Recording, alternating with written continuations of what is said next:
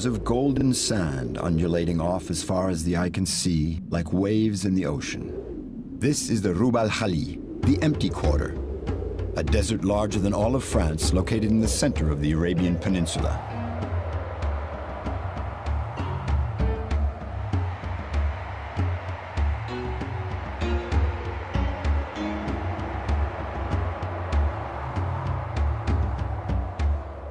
This was the birthplace of Islam, in an oasis tucked away in one of the world's cruelest deserts, but which opens onto both the Red Sea and the Indian Ocean.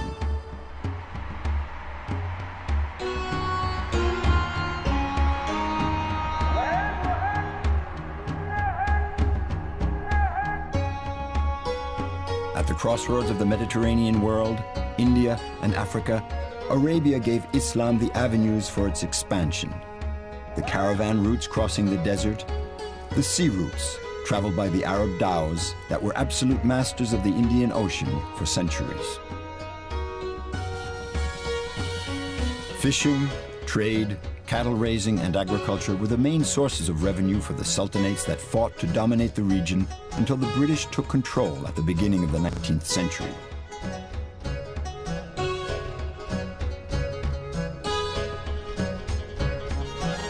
The discovery of the first oil fields in 1932 ushered in a new age for the region.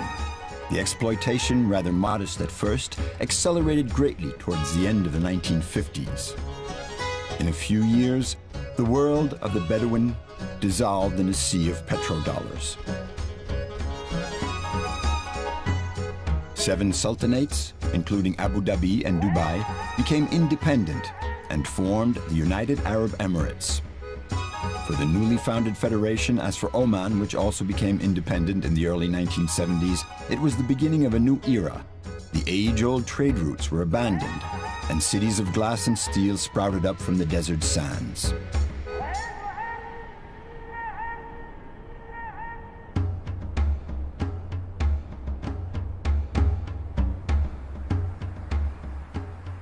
This is no mirage. Dubai is a real city. In less than 20 years, hundreds of buildings have sprung up from the desert sands, like so many 21st century towers of Babel, soaring upwards to conquer the heavens.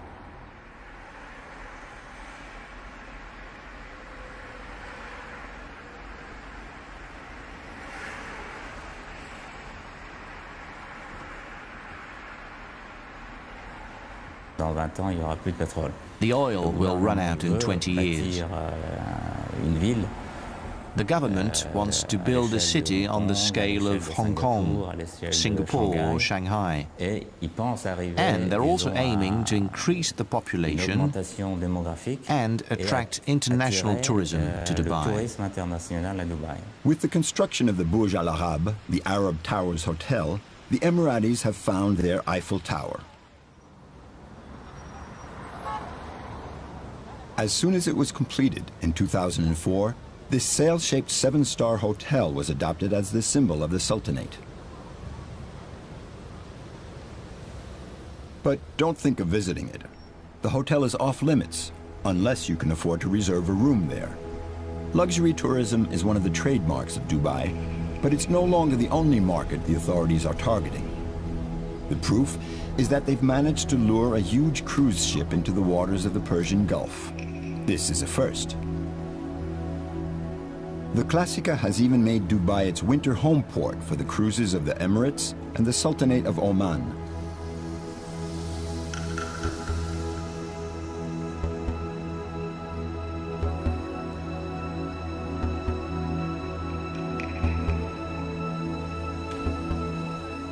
The Bedouins who once inhabited the region have now settled, and some of them have become rich merchants with their shops in the souk. But whether it's business, construction, transportation, fishing, or the textile industry, the Emiratis need the helping hands of immigrants from neighboring countries. These guest workers make up more than 85% of the Emirates' total population. In a word, they are the ones who keep the economy running.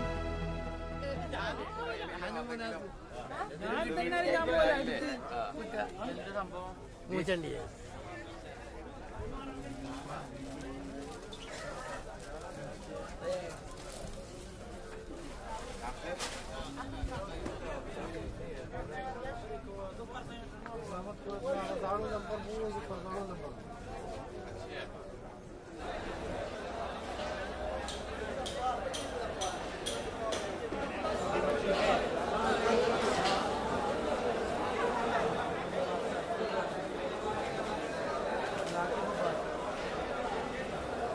immigrants come from all corners of the Muslim world.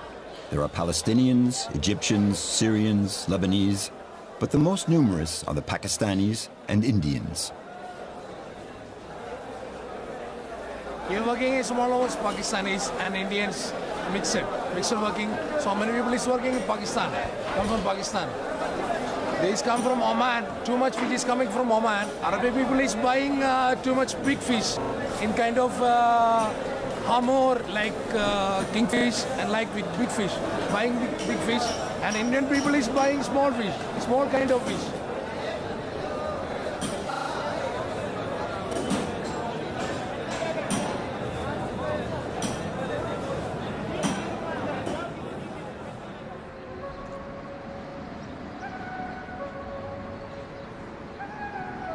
Far from the bustling crowds of the fish markets and souks, the pure lines of the Emirate Towers stand out against the blue sky, a twin statement of the country's ambitions for the future. Dubai hopes to rival Shanghai and Hong Kong, so it's no coincidence that today, the Emirate, along with China, is the world's largest construction site.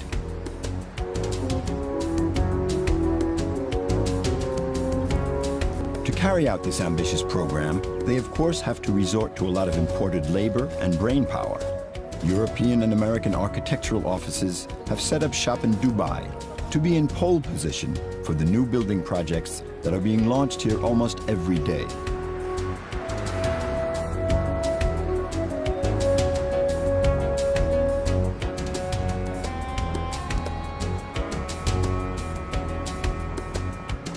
One of the biggest building projects right now is the Burj Dubai Tower. Its height of 800 meters will soon make it the tallest building in the world. I think this tower will go to 170, 180 stories. It seems that there are only two people within Emaar, the developer building this complex, who know the final height of the tower. No project is too far out for Dubai. Gigantic towers, artificial islands like the Palm Islands that will soon house 22 hotels and 400 villas. Or the world, which will form a map of the world on the surface of the sea, thus offering millionaires the possibility of buying England, France, or Australia. Mehdi lives part-time in both Paris and Dubai. His office was awarded the contract for a gold souk that will be built at the foot of the Burj Dubai Tower. The project's theme is the many splendors of the East, evoked through a profusion of luxury and glitter. Preparing all the samples for site. We control all the qualities for samples, and we design or redesign artworks and detail design.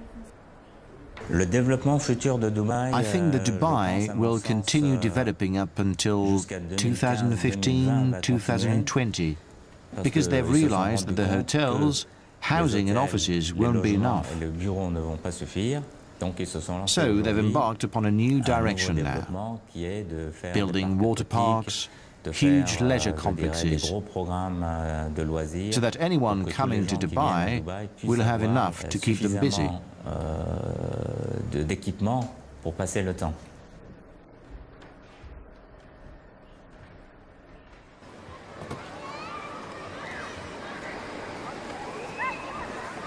In line with this policy is the Dome, which opened a few months ago. It's a winter sports resort, 400 meters long.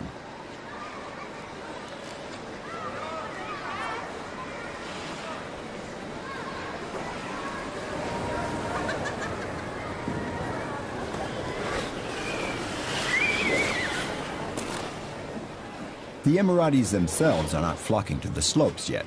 They're watching the show from the shopping mall. Most of the customers are Europeans living in Dubai or immigrants working in other Gulf countries. We enjoyed a lot. quite fun. Children are enjoying, all the adults are enjoying. We feel very fun while coming to Dubai, and we enjoyed here very much.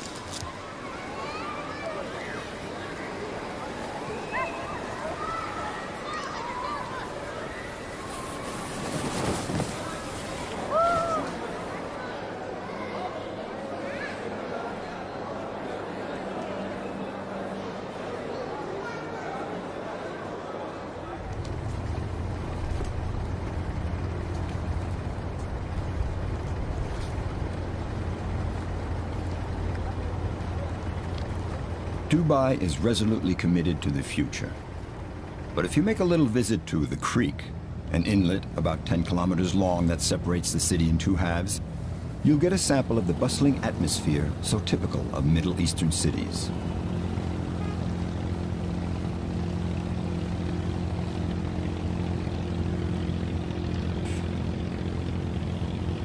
As the day draws to a close, dozens and dozens of abras, small wooden taxi boats, bob along like tiny insects at the foot of the buildings lining the shores of the creek.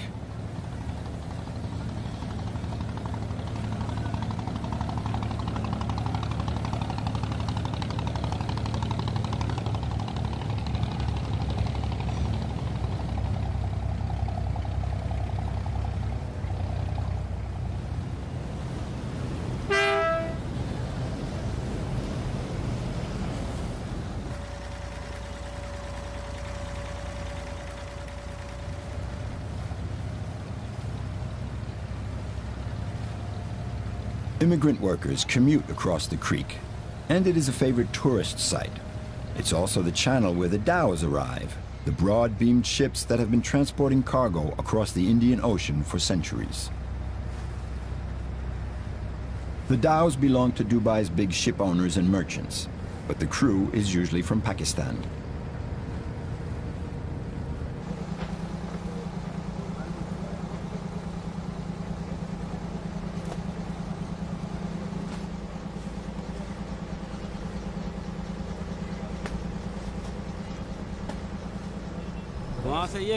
Back home there's no work, or if there is, it pays hardly anything.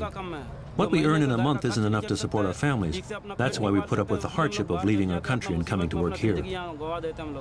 It's sad, but it's the only way for us to support our families and keep them from going needy.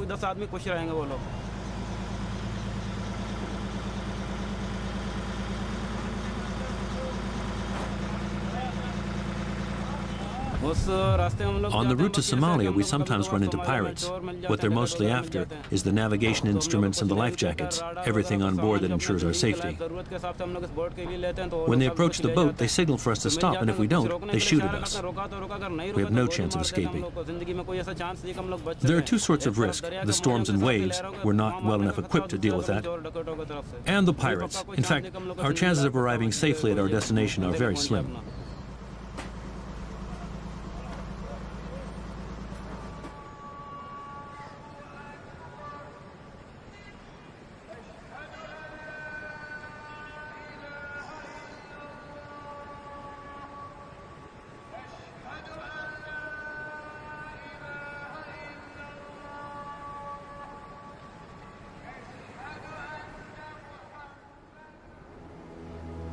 The next morning, we head out of Dubai.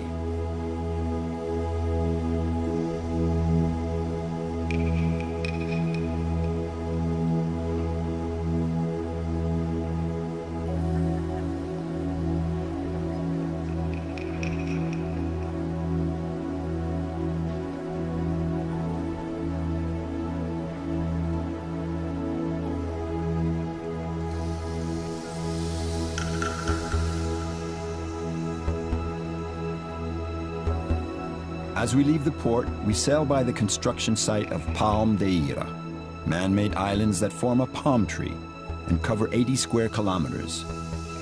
In a few years, they'll be covered with 8,000 villas. Dubai's skyscrapers slowly fade into the horizon. We head west for Bahrain.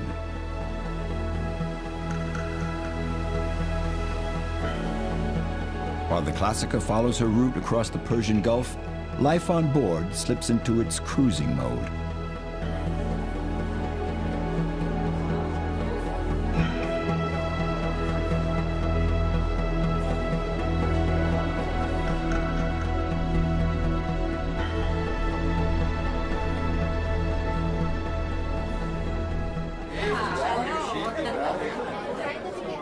Ensemble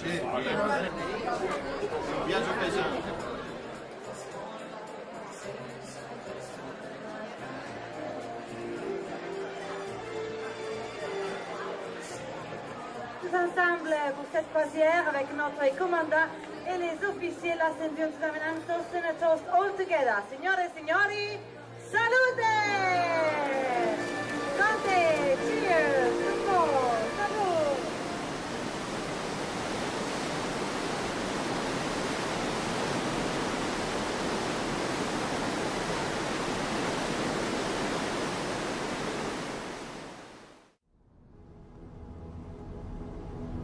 When morning comes, we're approaching Manama, the capital of Bahrain.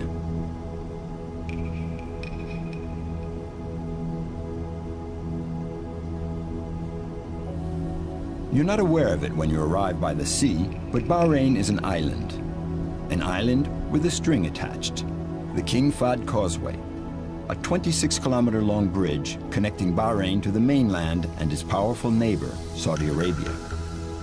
Oil changed the fate of Bahrain, but unlike the Emirates, its reserves are limited, so the country has chosen to invest heavily in industrialization.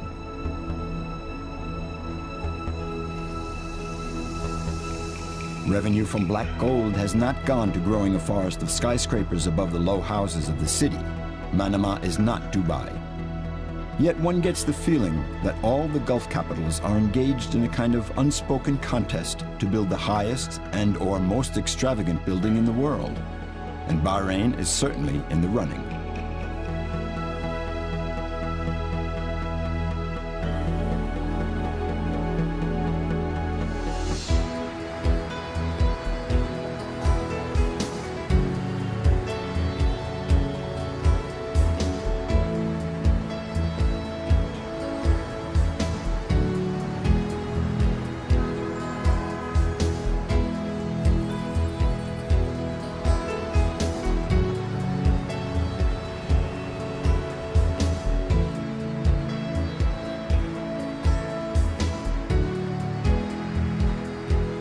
Perhaps one day Bahrain will have its own landmark skyscraper. But in the meantime, this monument, a pearl displayed in its setting, is the best evocation of the country's history.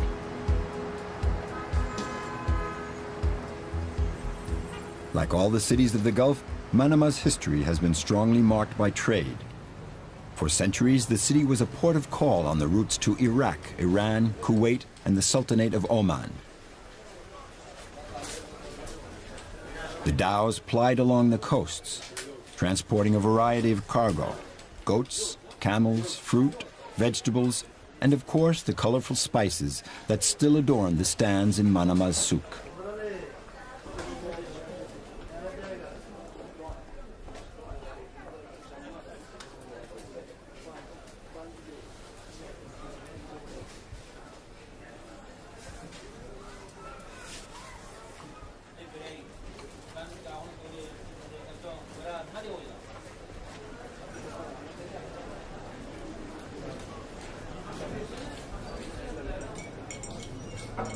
Well before the discovery of oil, Bahrain drew its wealth from another natural resource that goes back to ancient times. The mixture of fresh water from underground rivers with the brackish water where oysters thrive gives rise to a particular condition that gives the pearls of Bahrain matchless colors and luster. The arrival of Japanese cultured pearls in 1960 was naturally a staggering blow for the market. But for the jewelers of the souk, the finest pearls in the world are still those from Bahrain.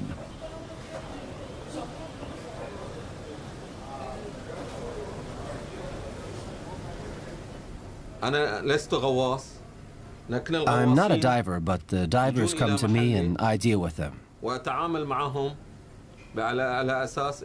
course, the value of a pearl depends on its weight and variety, if it's clean or if it has rough spots. I buy them according to their weight, but the weight varies. We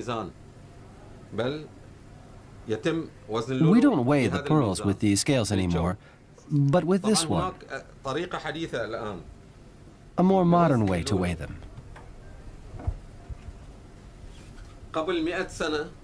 For 100 years, we used that one.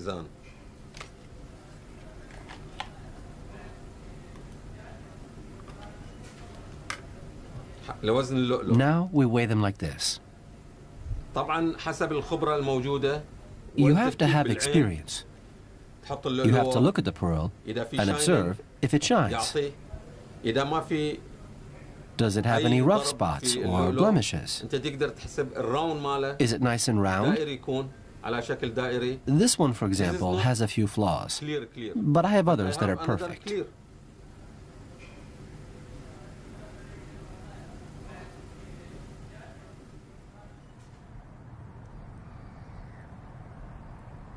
There are no professional pearl fishermen anymore. Those days are gone. Nostalgia, habit, passion, and hope of finding the perfect pearl. There are still a handful of old-timers like Jassia who continue to dive for pearls off the coast of Manama.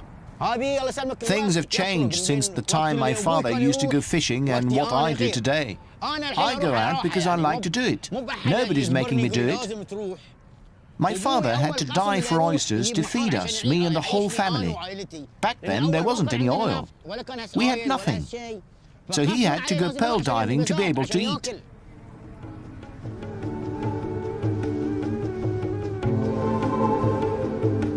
In the heyday of the pearl industry in the 1930s, more than 2,500 dhows, the traditional boats of the Gulf, would head out from the ports of Bahrain every day. Superstition, a real knowledge of the seabed, each captain would take his boat to his own favorite and secret spot. Wherever the spot, there were always dozens of divers piled into each one of the boats, and they did their dives in shark-infested waters. We leave from here to go out fishing. We go for an hour and a half. Sometimes we dive down 4 or 5 meters. You take the oysters, come back up, then go back, down again. When you're down there, you don't pick and choose. No, you take everything. When you're down there, you can't tell which oyster might have a pearl. That's up to God. Maybe the pearl is in the one you leave behind. So you take everything within reach. Sometimes you can gather 300 or 400 oysters and not find a thing. Other times, out of 100 or even 50, you can come up on a pearl that could net you 4,000, 5,000 dinars. That much in one single oyster. Of course, I have my secret spots, but I don't tell anyone about them. You can't just go and tell someone, go to such and such a spot and you'll find oysters. That's out of the question.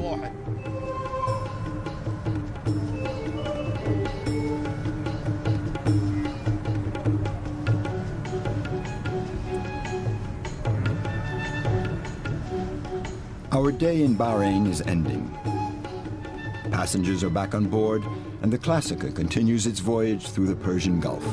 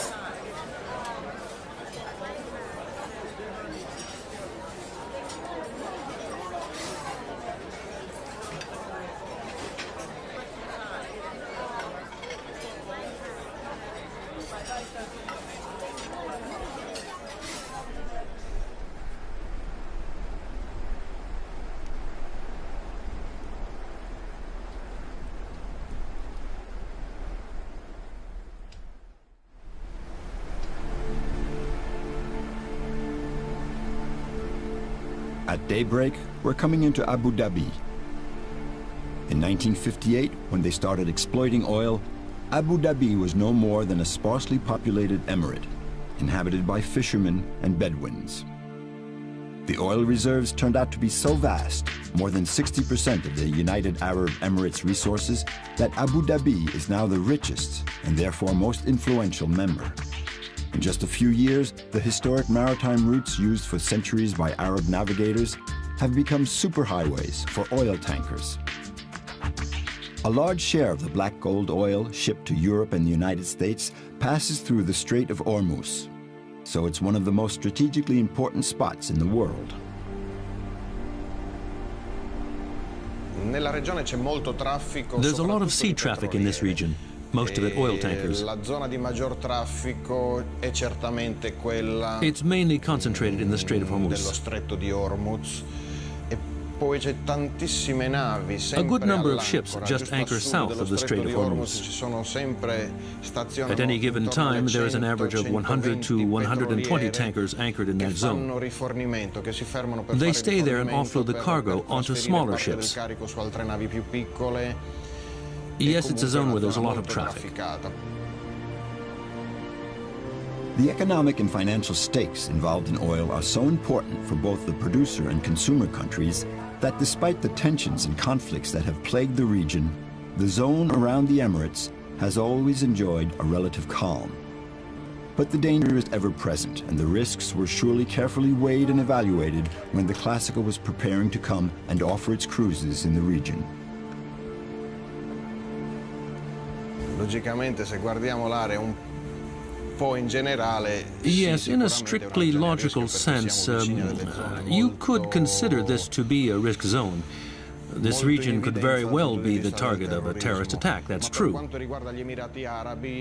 But if you take a closer look at the countries of Saudi Arabia and the Emirates, no, I don't think there's any risk. You know, the countries have done a lot over the past few years to attract tourism. And, of course, along with that, they've done everything necessary to make the region safe. No, I don't think it's very dangerous for us to be in this zone right now.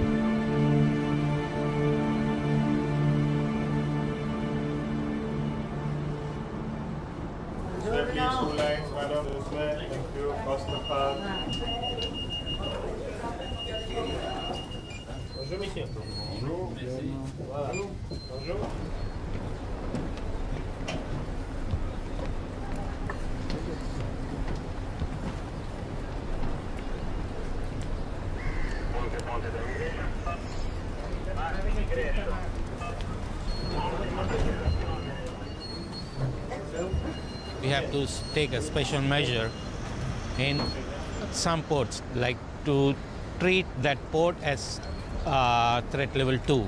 We have all the security measures concerning threat level 2, so we increase our security. We keep one security, one guard at the back of the ship, and then front. The water side is monitored. There is a special fence outside, so no vehicles can come closer. Everything is monitored.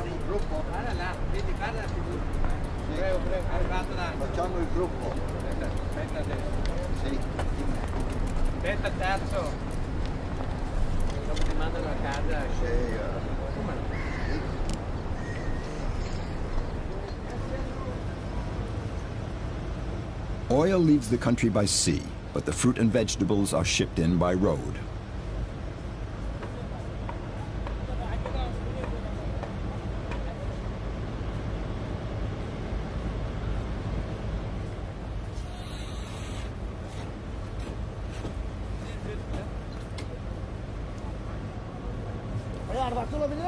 Every day, hundreds of trucks from Kuwait, Syria, Lebanon, and Jordan cross the Arabian desert.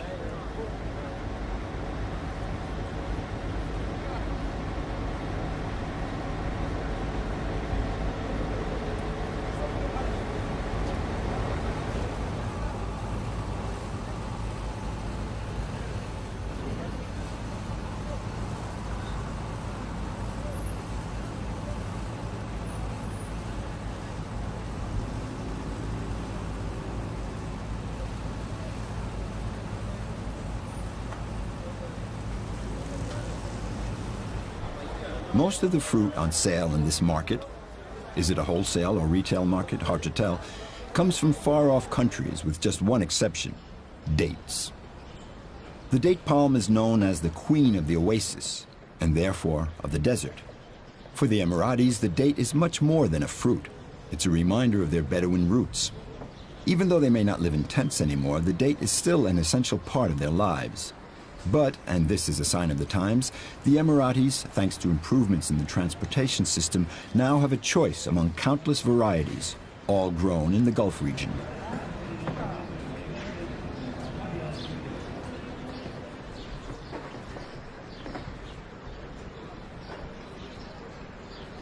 We import from Saudi Arabia, Oman, and Iraq, Iran.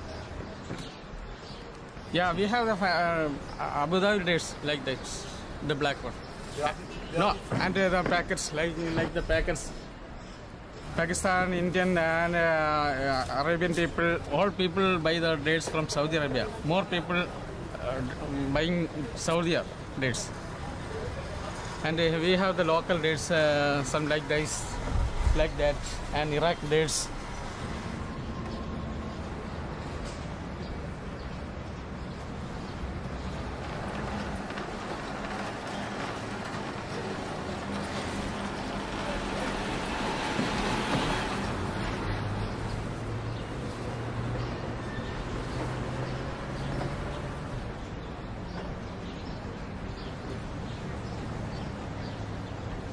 It took 10 years for Abu Dhabi to recover from the sociological shock caused by the sudden influx of oil wealth, and to change from a society rooted in the Middle Ages to a modern one.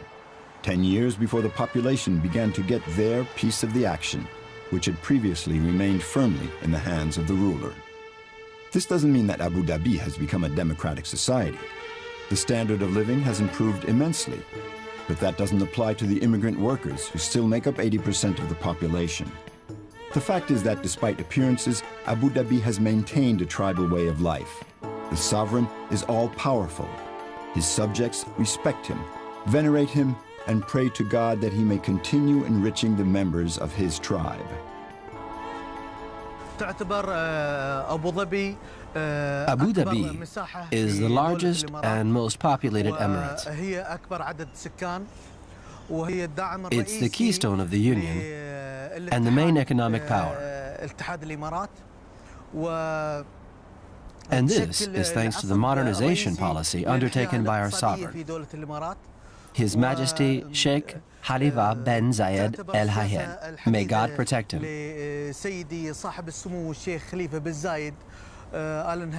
And the heir to the throne, His Excellency Sheikh Mohammed bin Zayed Al Nahyan.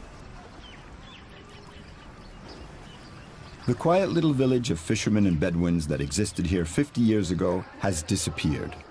So completely that across from the string of high-rise buildings on the shore, they've reconstructed an entire traditional village to show the tourists and young Emiratis what life used to be like in Abu Dhabi, not 5 centuries ago, or 2 centuries ago, or even 1 century ago, but a mere 50 years ago.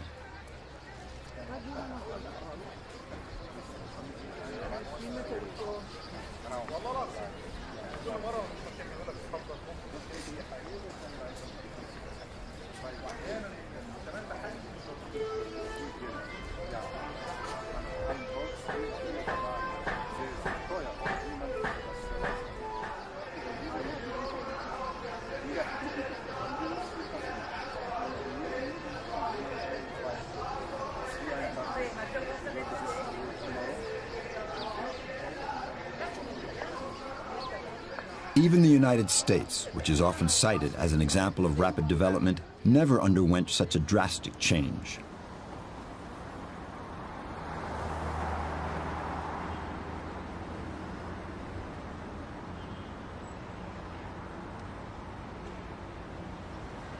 Islam is undoubtedly the only social glue that remains, the last bridge connecting the generations. The muezzin's cry calling the faithful to prayers, which in the old days would be carried off by the desert winds, now echoes off the glass facades of the buildings surrounding the mosques.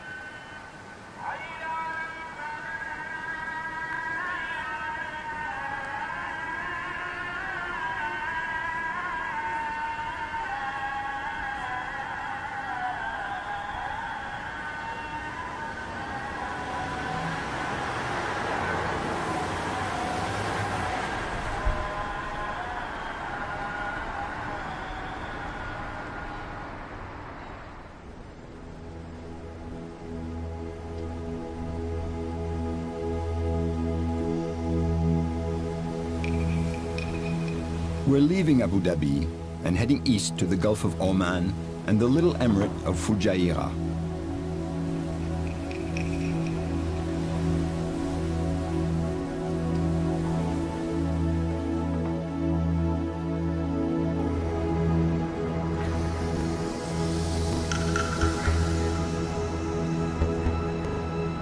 Dubai, Manama, Abu Dhabi. Discovering each one of these leading cities of the Middle East is rather disconcerting in the end. Of course, one admires the architectural wonders, but it's something like visiting an exhibit where all the works were produced from the same mold. The old cities with their time-honored history have a soul that's missing from the new cities that are only a few decades old. What will they be like in a century? Only time will tell. ᴅᴜᴜ, which is one of the smallest and least wealthy of the 7 emirates, presents a completely different picture. We find a little town nestled between sea, mountain, and desert, a city where the spirit of the past continues to breathe. This is one of the oldest mosques on the Arabian Peninsula. With its simple lines, it recalls the Sahelian mosques in Africa, particularly those of Timbuktu, Djenné, and Gao.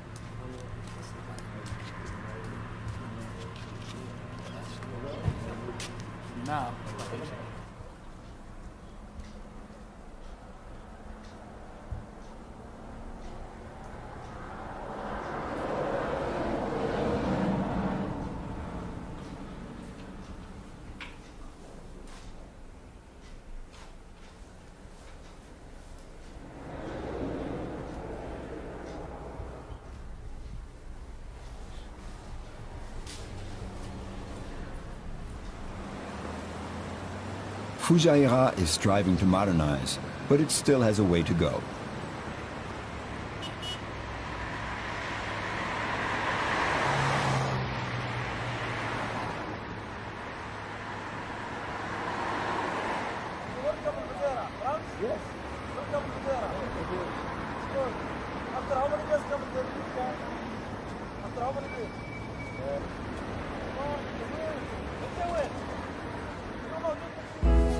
The city's true riches lie elsewhere. In this fortress, symbol of the local chieftain's power before ᴅᴜᴜ became a British protectorate. There's a project underway to reconstruct the village that once surrounded the fortress using traditional materials and methods.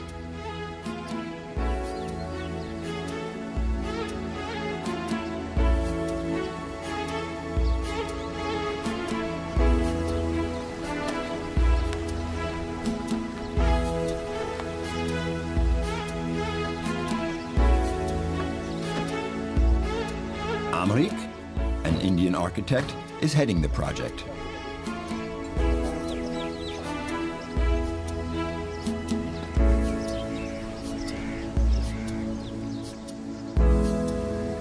The people of 100 years age are still living here. We approach them from the museum. The staff of a museum, we go to them, we ask them how it was and what it was. And obviously, first building was the fort only. That was for defense purpose, and in the emergency time when there was some troubles or in some fightings, the ruler family used to live inside the fort.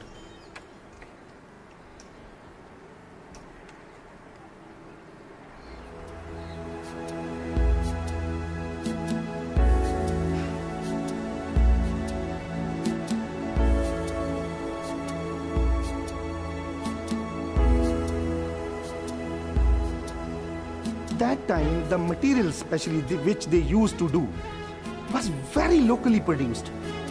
It is made from mud bricks, raw mud bricks, clay. So still we use the same material.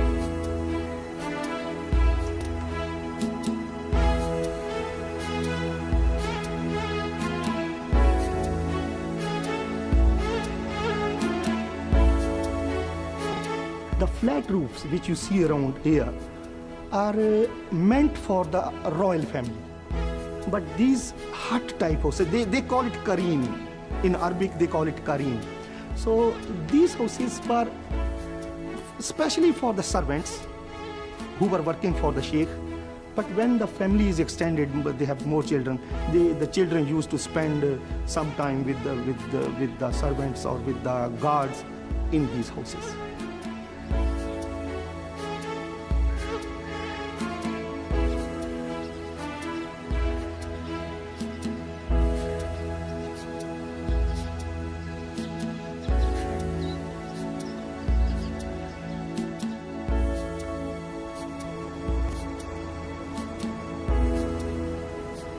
During the night, we've made our way to Muscat, the capital of the Sultanate of Oman.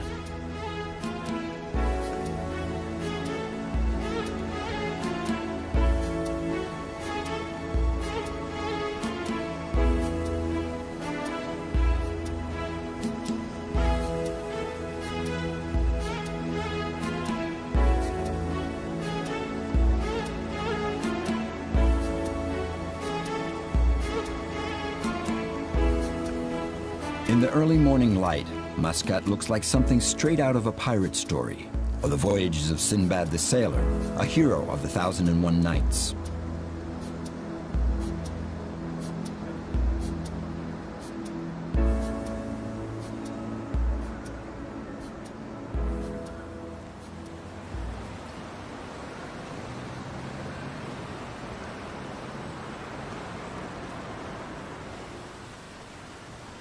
The city, of course, has been modernized, but it's still a far cry from the super cities of Dubai and Abu Dhabi.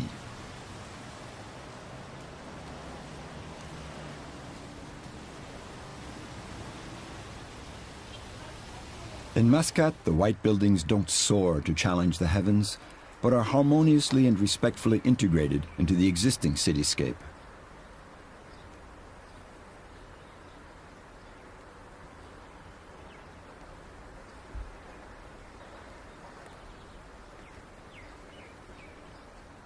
Before 1970, Muscat was a walled city surrounded by a wall. And that's where the ministries, the government houses were. But our present Sultan, he converted the country, Oman, in 37 years from a very backward country into a modern country competing with cities around the world.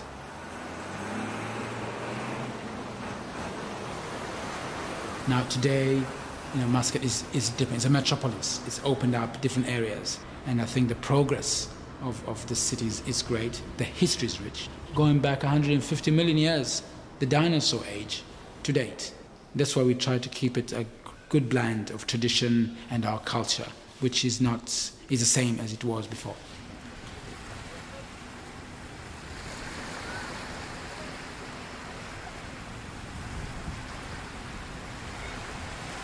Muscat has a relaxed, easy way of life. You can feel it wherever you go, along the beaches, as well as in the Mutra fish market, the city's fishing port and business center.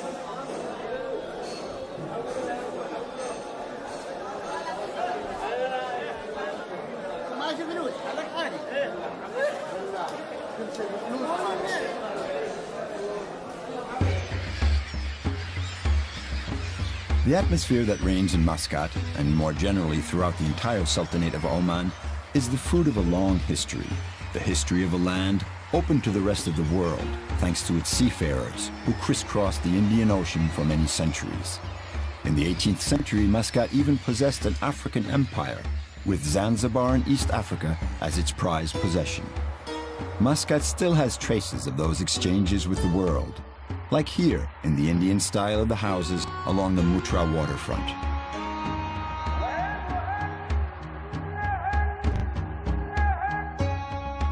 But Oman has remained intrinsically Oriental.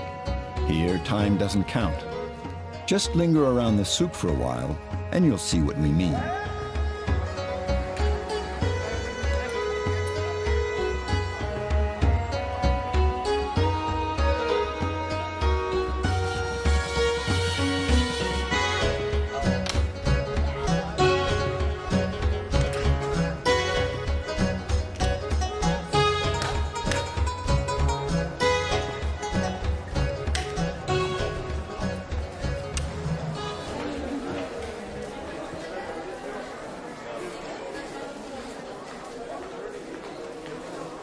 The Muttra Souk is much more than a market where one buys Indian silks or incense from Dhofar province. It's a meeting place, a vast social club.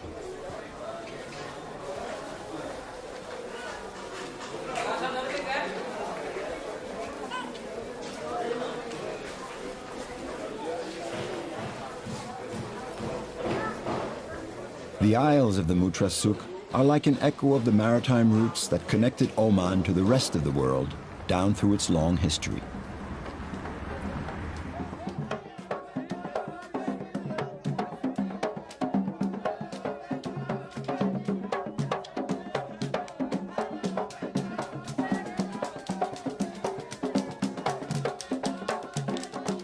Oman, a cultural crossroads, one of the richest and most colorful in the world.